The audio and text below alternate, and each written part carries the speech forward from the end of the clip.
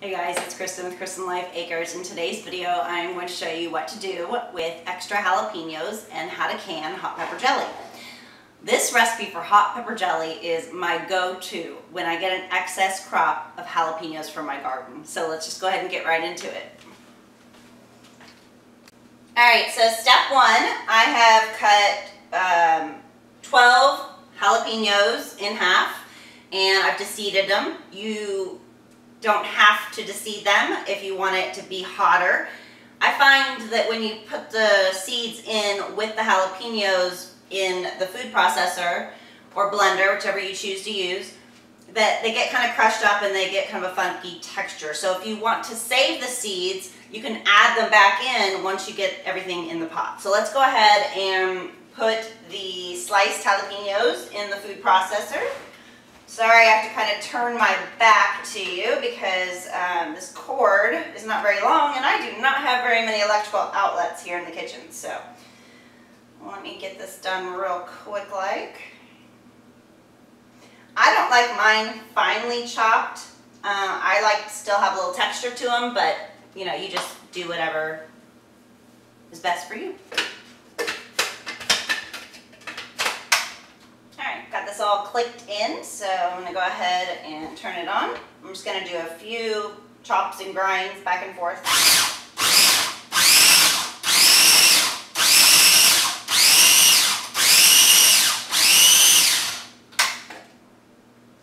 Alright. So this is the end result of what it will look like. You can dice them if you don't have a food processor, or if you prefer them more finely chopped, more like a paste, then you can do that as well.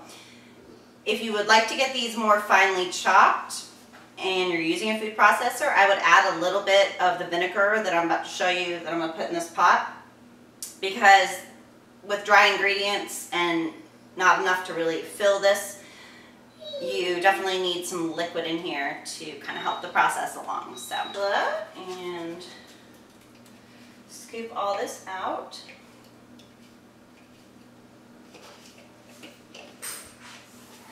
And the recipe that I'm showing you today is going to make 3 to 4 small canning jars of pepper jelly. You do not have to can this. However, I like to keep usually one for the fridge for us to kind of snack on. My favorite way to eat it is with cream cheese on crackers, but there's several recipes you can look up of different ways that you can eat this and use it when cooking. Alright, so I've got most of that out, and then we're going to take 1 cup of plain white vinegar. We're going to add it to our saucepan. Alright, then I'm going to go ahead and turn this on to medium-high. So at this point we're going to go ahead and add the pectin, because it is not jalapeno season right now. So currently I do not have an excess of jalapenos, but in general I'll have a lot. So we're just going to go ahead and keep stirring this. I'm going to turn it back up a little bit. You want to bring this back to a boil, and you want it has come to that hard rolling boil. So I'm going to go ahead and remove it from the heat for a minute. And I'm going to take a lemon. The best way to get most of the juice out is to go ahead and roll it before you slice it. And don't worry about the seeds. You don't want to put them in intentionally. However, if you do get some in there, they will float to the top when this comes back to a boil. So I'm just going to remove the ones that are right here up top that are very obvious. They're going to come out. And then we'll deal with any others that might get in there later. Oh, I saw 2 or 3 go in there.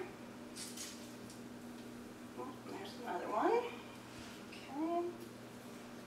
You can also use lemon juice from one of those like pre-made bottles, but I think fresh tastes much better. So totally up to you. Looks like I didn't get too many seeds. Hopefully this one doesn't prove me wrong. Okay. So I'm going to go ahead and put this back on the heat till it comes to that rolling hard boil. And then we're going to go ahead and add the sugar. So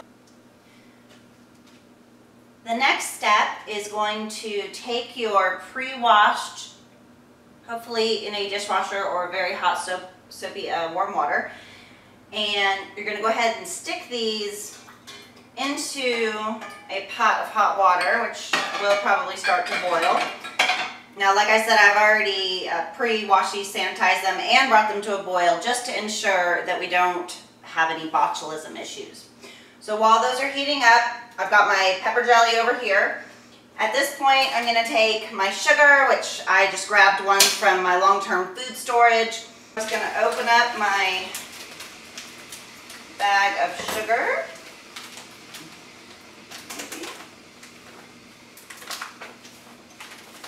Okay, and we're just going to slowly start pouring. I like to do about a cup at a time and stir that in.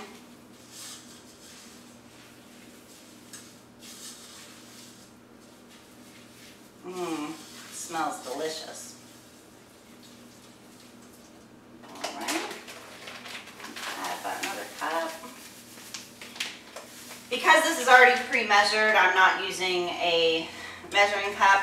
If you want the exact recipe, I would definitely use a measuring cup, and I will link the recipe, or I'll put it in the description box below. All right, at this point it's getting pretty thick, so I like to add about 3/4 cup of apple cider vinegar. Yes, I used white vinegar at the beginning, and I'm adding the apple cider vinegar towards the end. I have made this several different ways. This is just the way I prefer it. You can use all white vinegar, you can do it all at once. You can use all apple cider vinegar and do it all at once. You can split it however you like it. This is just my favorite way, and I guess since it's my recipe, I'm just showing you guys the way that I like to make it. Okay. So that sugar is pretty well blended in. So I'm going to go ahead and add another cup.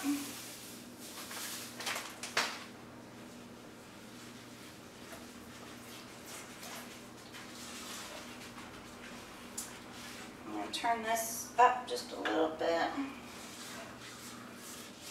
Now, the reason that I am warming the canning jars, they are already sanitized, so I'm warming them because when this comes out of the pan and goes into the jars, it's going to be extremely hot. If you take cold canning jars and put something hot in them, there's a good chance that they will crack and break, so you do not want to do that.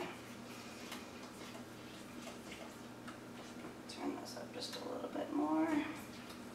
So again, we're just going to bring this back to a hard rolling boil. And once I get this hot enough, I'll come back and show you the next step.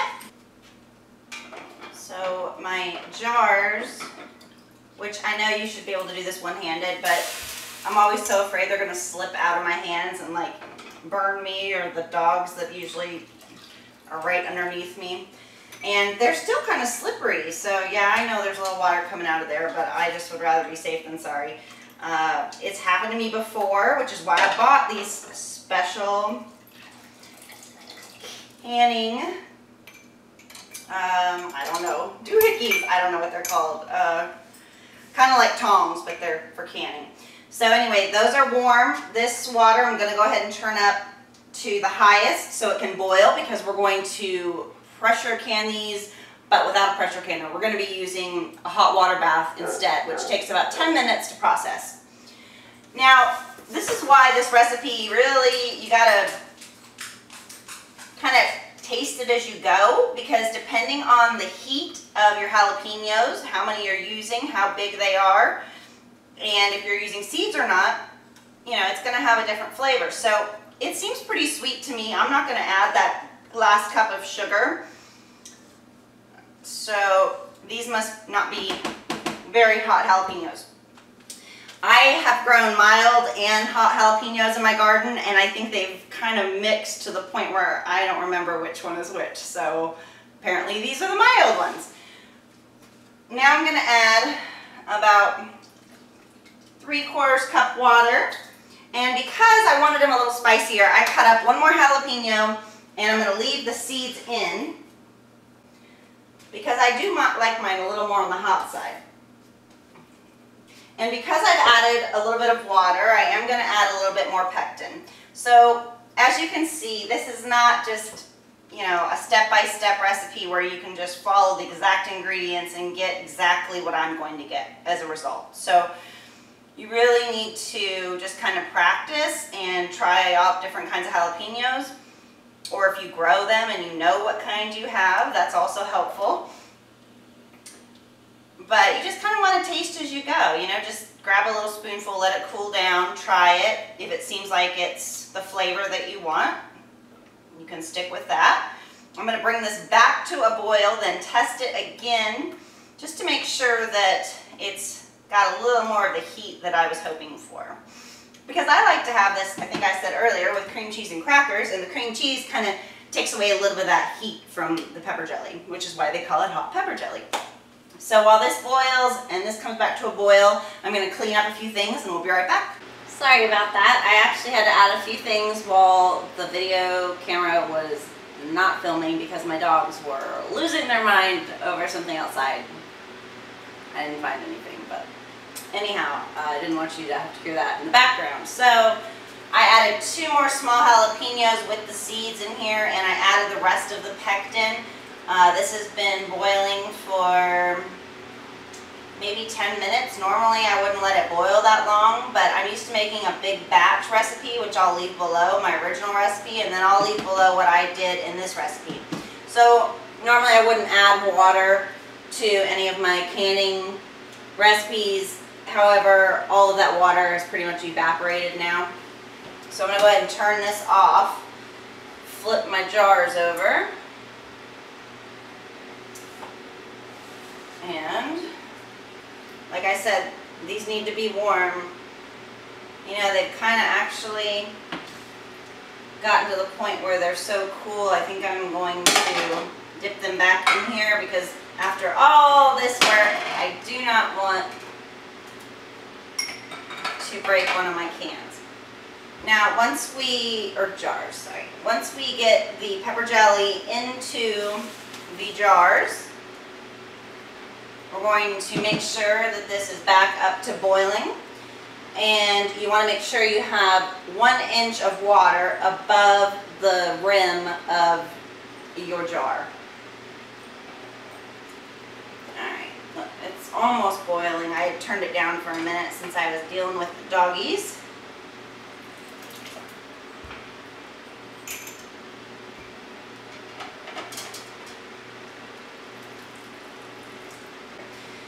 So I'm going to add a little bit more water to my pot so that it's got plenty to go above the top of the jars, because some of it has evaporated out since I had to take a little break.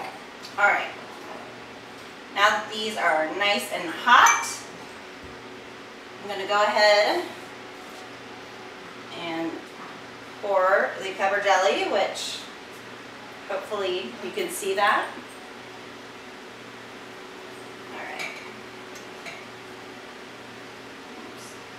I'm left-handed, so this makes it a little difficult with the camera angle the way I have to have it. And you definitely want to leave about 1/4 to 1/2 inch of headspace, which is basically the terminology for the space between the top of whatever you're putting into your jar and the lid.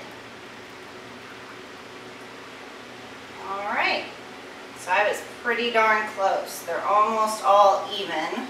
Maybe once I get the rest of these bits of jalapeno in there, it'll be just about even with the others.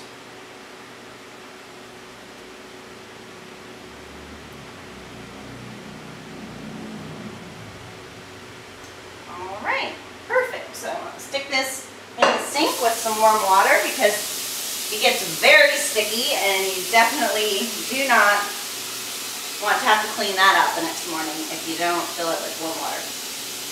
Alright, so the next step, as soon as this boils, I'll show you how we're going to prepare the top of these jars for their lids, and then how we're going to water bath can them. So I've got the water boiling, and they say now the way that they make these lids that you do not have to boil them or heat them up before you use them, but it just makes me feel better, so I figure it doesn't hurt anything. They said it really doesn't matter. But, you know, I figure if it makes me feel better, and that's the way I've always done it, then why not?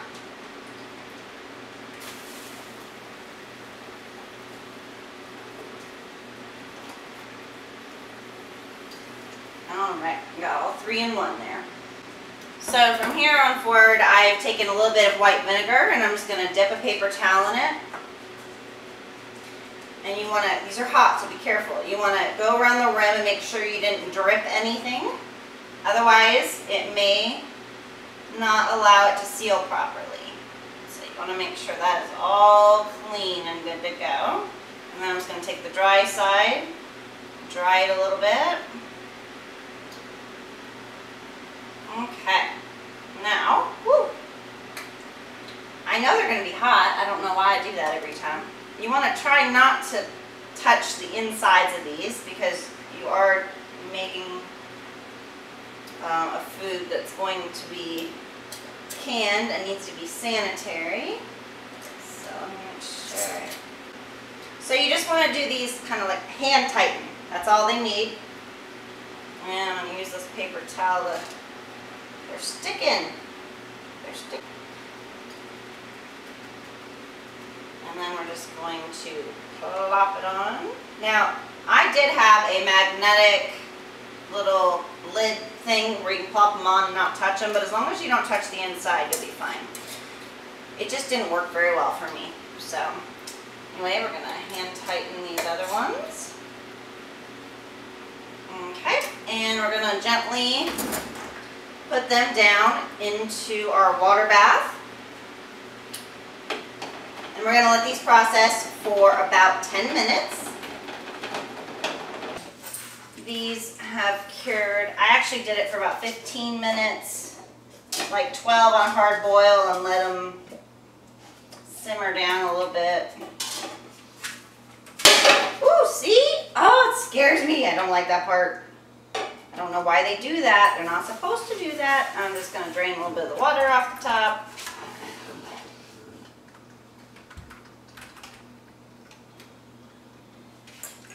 Okay. Hopefully you guys can see this all right. And then I'm just going to wrap them in the warm towel. And within 24 hours you should hear a pop. Now, I guess I'll come back and show you guys the difference if they have not popped, what it looks like, and if they have, what it looks like. So I guess we'll check back tomorrow. I thought I'd have to wait till the morning to show you guys the difference, but I heard one pop, so I want to show you. This is the one that popped. It's still extremely hot, but I don't know if you can see on camera, the little indentation is down. So I don't know if y'all can see that or not. And then you've got these two that have not popped, and so you've got like this almost little outer belly button thing going on. I don't know if I'm going to be able to show you guys. Let me touch the camera and make sure y'all can see the difference. Not only can you look at it, but you can push down. You hear that? It hasn't popped yet. This one that's popped, there is no pushing it down because it's already sealed in. This one, not sealed yet. Alright guys, so that's it for today's video. I hope you enjoyed it, and if you decide to try this recipe, leave a comment in the section below and let me know how it turned out for you. Again, I will put the full batch recipe down below in the description, and I'll also put the recipe that I used today just to make the 3 small ones. So, until next time, I'll see y'all later.